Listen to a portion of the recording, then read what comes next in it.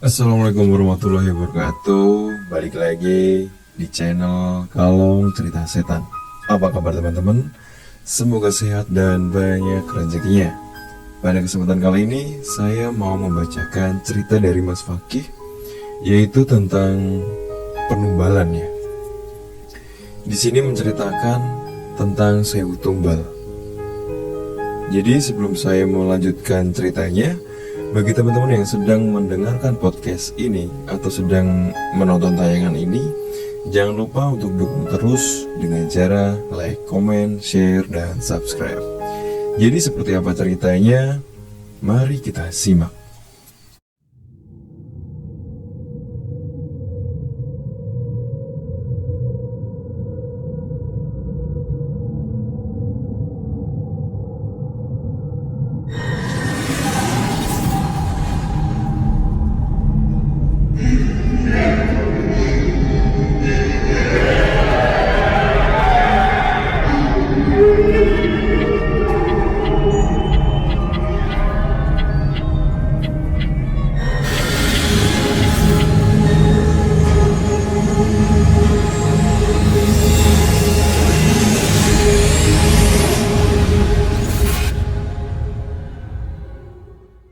Sebelumnya disclaimer dulu, untuk seluruh nama tokoh dan lokasi cerita ini sudah disamarkan. Karena untuk mencegah hal-hal yang tidak diinginkan terjadi. Dan apabila terjadi kesamaan nama tokoh dan tempat, penulis mohon maaf. Sewu Tumbal. Siang itu, senyum cerah nampak berkembang dari bibir seorang lelaki tua, Pak Solehah, atau yang biasa dipanggil Pak Han. Pasalnya, dirinya yang baru pulang dari pasar disambut rengean manja cucu perempuan kesayangannya, Sasa, gadis kecil yang baru akan menginjak kelas 2 sekolah dasar. Tampak bergelayut pada kakungnya. Bukan tanpa maksud, sebab Bahan tahu jika cucu satu-satunya sedang bermanja, sudah dipastikan ada maunya. Dan tepat ketika Bahan mulai menanyakan keinginan dari cucunya, Sasa menjawab riang penuh antusias. Namun, berbeda dengan Bahan, wajahnya berbeda dari biasanya kala mendengar keinginan dari Sasa. Kali ini, Bahan menunjukkan ekspresi tegang penuh kekhawatiran setelah mendengar keinginan sang cucu. "Wi, apa gak ada tempat lain selain berlibur ke bendungan itu?" tanya Bahan pada Wiwi, ibu dari Sasa. "Itu sudah program, Pak. Jadi ya kita tinggal ikut. Lagian cuma sebentar. Sore juga kita sudah pulang," Wiwi menjawab sambil mengemasi keperluan liburan kecil yang diadakan pihak sekolah Sasa. "Tapi Wi, tempat itu ngeres. Kamu ingat kan bagaimana dulu tempat itu? Bapak yang sudah merasakannya." Bahan mencoba memberi penjelasan. Namun sepertinya Wiwi tak menggubris. Ia masih terlihat serius mengecek perbekalan dalam tas yang akan dibawanya. "Bapak takut, Wi, kalau ingat dulu." "Sudahlah, Pak. Itu kan sudah puluhan tahun silam. Sekarang tempat itu sudah ramai, banyak dikunjungi orang. Apalagi ini hari Minggu. Jadi Bapak nggak perlu khawatir. Saya sama Sasa nggak sendiri kok, tapi satu kelas," sahut Wiwi memotong ucapan Bahan. "Saya juga sudah telepon Mas Yul dan mengizinkan," sambung Wiwi menjelaskan. Bahan terdiam, matanya sayu menatap Sasa yang sedang membenarkan rambutnya dikepang dua.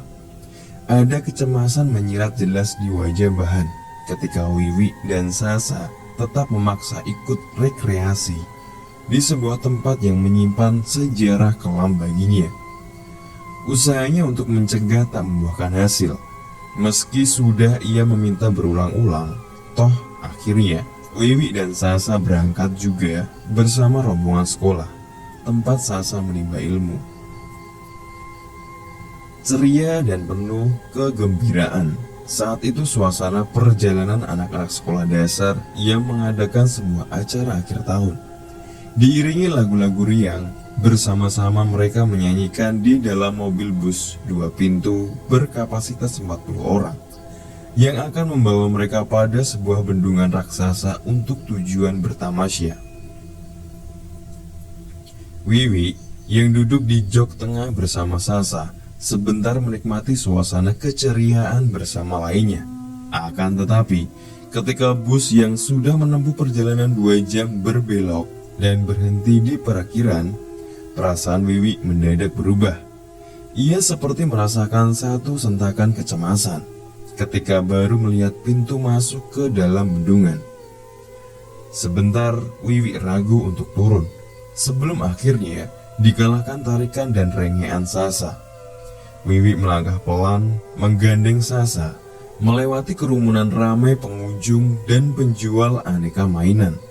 Sebelum memasuki pintu loket, jantung Wiwi semakin berdebar kencang setelah melewati pintu loket dan masuk ke dalam wahana bendungan yang sudah ramai pengunjung. Wiwi menatap sayu pada bangunan raksasa dengan puluhan pintu berjejer memanjang.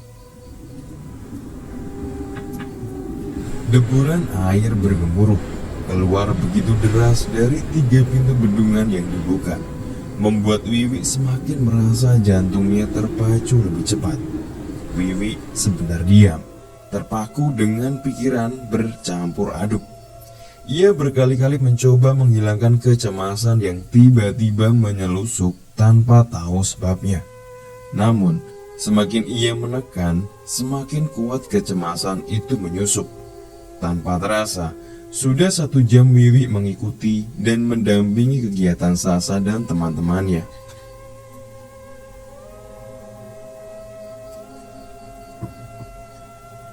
Ketika tiba waktu istirahat, ia memilih sedikit menjauh dari teman-teman Sasa yang lain. Wiwi hanya tersenyum paksa saat Sasa menceritakan keindahan wahana dan taman sekitaran bendungan. Sebelum satu ucapan Sasa dirasa ganjil olehnya. "Bu, Sasa rasanya betah banget di sini. Kalau ibu betah nggak?" Sejenak, Wiwi terdiam. Ia tersentak mendengar ucapan Sasa, seperti menjadi penanda baginya. Kita kan punya rumah, jadi ibu ya betah di rumah sendiri, bareng ayah dan kakung." Wiwi menjawab dengan raut dan senyum dipaksakan. Tak ada tanggapan apapun dari si kecil. Ia terlihat melamun, menatap lurus ke sebuah pusaran air bergemuruh tepat di bawah bendungan. Wiwi sesaat ikut terdiam, mengikuti arah tatapan Sasa. Namun, hanya gulungan air memutar yang ia lihat. Seketika perasaan Wiwi begitu khawatir saat matanya kembali menatap wajah imut Sasa. Ia melihat ada senyum lembut di wajah Sasa yang masih tertuju ke arah pusaran. Cepat-cepat ia meraih kepala putrinya dan mengalihkan pandangannya. Sasa menurut, memalingkan wajahnya ke sebuah taman, arah jalan keluar, menatap ramai pengunjung berlalu lalang, serta penjual aneka jajanan dan makanan. Sebentar Wiwi yang sudah sedikit lega dan tengah mengeluarkan sejumlah bekal yang ia bawa, terpaksa harus terhenti demi mendengarkan rengean manja Sasa. Saat menginginkan jajanan bergerobak yang sedang berjalan di sebelah taman. Sedikit aneh dan bingung Wiwi saat itu melihat gerobak berisi jajanan berkuah yang diinginkan Sasa. Bukan hanya gerobaknya yang tanpa tulisan, melainkan sang penjual yang berpakaian seperti orang zaman dahulu, berkebaya dan bertapi kain batik. Wiwi masih terlihat ragu dan heran, namun rengean Sasa semakin kencang terdengar. Sampai akhirnya Wiwi kalah. Ia mengalah bangkit ketika isakan Sasa mulai terdengar, membuatnya mengabaikan keraguan dan bisikan-bisikan halus yang melarangnya. Perlahan Wiwi mendekati gerobak, mengamati seluruh isi gerobak yang memang terlihat berisi makanan tradisional berwarna-warni. Tapi satu yang Wiwi rasakan begitu aneh. Sang penjual, sesosok wanita berwajah ayu dengan tubuh menebar wangi bunga, hanya diam tanpa bicara saat ia bertanya. Sang penjual hanya terlihat sesekali mengangguk dan memberi isyarat dengan jempol tangan kanannya sebagai jawaban, membuat Wiwi semakin tak nyaman. Selagi Wiwi melihat dan memilih jajanan yang dirasa cocok dengan keinginan Sasa, tiba-tiba sang penjual mulai memasukkan beberapa jenis jajanan tradisional ke dalam sebuah mangkok. Wiwi yang awalnya bingung, seketika terjingkat kaget. Setelah tahu, jajanan baru saja rampung diracik, ia berikan pada putri kecilnya, yang sudah berdiri di sampingnya tanpa Wiwi tahu kedatangannya. Gumam Sasa yang menerima semangkok jajanan tradisional dan langsung menyuapkan ke dalam mulut kecilnya dengan sebuah sendok dari anyaman daun pisang. Wiwi yang saat itu melihat dengan jelas jajanan dalam mangkok dan tengah dimakan oleh putrinya, seketika terkejut dan hampir saja berteriak. Ia seolah tak percaya dengan apa yang dilihatnya, ketika yang masuk ke dalam mulut putri kecilnya bukanlah cendol berkuah kental seperti layaknya, melainkan bola-bola mata masih berurat dan darah merah bercampur otak menjadi campurannya. Wiwi yang ngeri dengan isi dalam mangkok cepat-cepat merebut dari tangan Sasa. Tapi setelah ia berhasil, mangkok itu ia lihat sudah dalam keadaan kosong. Hanya terlihat bekas-bekas lendir darah bercampur urat-urat merah menempel pada dinding mangkok, membuat Wiwi gemetar. Kepanikan sebentar kemudian menguasai Wiwi saat menyadari jika Sasa tak lagi berada di sampingnya. Bersamaan dengan hilangnya sang penjual, Wiwi berteriak memanggil-manggil nama Sasa sembari mengedarkan pandangannya. Namun, sampai beberapa saat lamanya, Wiwi tak mendapati sosok Sasa. Wiwi sudah tak memperdulikan tatapan orang-orang padanya. Bahkan, setiap orang yang bertanya, ia seolah tak mendengar. Sampai akhirnya, Wiwi mendengar jeritan-jeritan ketakutan dan teriakan histeris di sekitaran pusaran air. Baru saja Wiwi sampai di sekitar pusaran yang sudah banyak dikerumuni pengunjung, tiba-tiba saja tubuhnya direngkuh dan dipeluk dua orang perempuan. Sejenak Wiwi terdiam, bingung dan heran mendapat pelukan erat disertai tangisan dari dua orang yang dikenalnya. Sebelum tahu penyebabnya, ia semakin terbengong saat mengedarkan mata dan melihat tatapan orang di sekelilingnya seperti menyeratkan keprihatinan dan penuh rasa iba. Wiwi yang kembali sadar akan kejadian aneh dan hilangnya Sasa, sesaat bertanya-tanya pada beberapa orang yang ia kenal. Tapi mereka hanya diam dan menunduk sebelum satu jawaban dari seseorang yang masih memeluknya membuat tempat sekitarnya menjadi hening dan sunyi. "Sasa, nak, kamu di mana? Sasa, nak, kamu di mana?" Bergetar suara Wiwi, memanggil-manggil nama Sasa putrinya. Tak ada sautan, hening dan begitu dingin saat itu dirasakan Wiwi. Ia terdiam, mengedarkan pandangannya, mengelilingi sekitar tempatnya berdiri. "Ibu, Sasa di sini," tersentak Wiwi ketika baru akan melangkah mendengar suara lirih Sasa, seperti begitu dekat atau seolah di sampingnya. Namun, ketika ia memalingkan kepalanya, tak ada apapun, tak ada siapapun. Wiwi mulai melangkah, memanggil, mengulang, dan terus-menerus tanpa lelah. Hingga sampai di satu titik jalan bersimpang, langkahnya baru terhenti. Ia tertegun saat mendengar suara ramai anak-anak tertawa riang di sisi sebelah kanan ia berdiri. Di balik sebuah gerbang tak berpintu, bertanda dua pilar batu bersusun menguncup. Sejenak Wiwi ragu saat mengharuskan kakinya menapak 7 tangga berbatu sebagai jalan masuk ke gerbang. Tapi demi niatnya mencari Sasa, ia memantapkan diri. Sesampainya Wiwi di gerbang, ia terbengong mendapati tempat yang jelas-jelas ia dengar ramai suara anak-anak terlihat kosong. Hanya tumpukan batu-batu besar dan sebuah lorong panjang terlihat di mata Wiwi. Sebentar ia berpikir sebelum membalikkan tubuhnya dan memutuskan untuk meninggalkan tempat itu. Namun urung, sebab baru 2 langkah Wiwi melangkah, ia dikejutkan sebuah suara tangisan.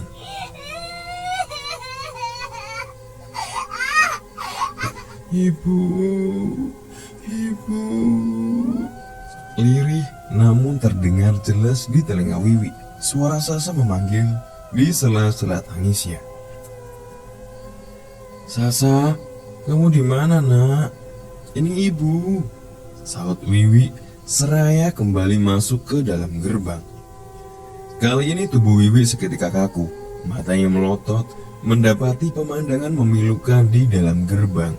Tepatnya di jalan lorong memanjang, tubuh kecil putrinya, Sasa, tengah diseret paksa sesosok perempuan tua berambut acak-acakan. Saat itu juga, dengan nalurinya sebagai seorang ibu, Wiwi berlari mengejar sambil berteriak memanggil. Akan tetapi, semakin ia kencang mengejar, semakin cepat pula sosok perempuan itu menyeret tubuh Sasa. Wiwi tak menyerah. Ia masih terus berusaha untuk mengejar, menyusuri lorong redup nan lembab. Meski berkali-kali ia harus terjatuh, namun tak menyurutkan tekadnya. Sampai beberapa saat kemudian, Wiwi berhenti saat sosok tua dan putrinya, Sasa, berhenti di sebuah pintu besar penuh ukiran. Jerit histeris Wiwi spontan tak terbendung, manakala mendapati kondisi Sasa berlumuran darah. Bahkan tubuh Wiwi menggigil dan jatuh tersimpuh melihat wajah Sasa yang sudah tak bermata. Sasa! Wiwi kembali menjerit histeris. Namun kali ini bukan kengerian wujud sosok wanita tua dan Sasa anaknya yang ia lihat, melainkan kerumunan orang-orang yang sebagian ia kenal juga tengah menatapnya penuh kesedihan.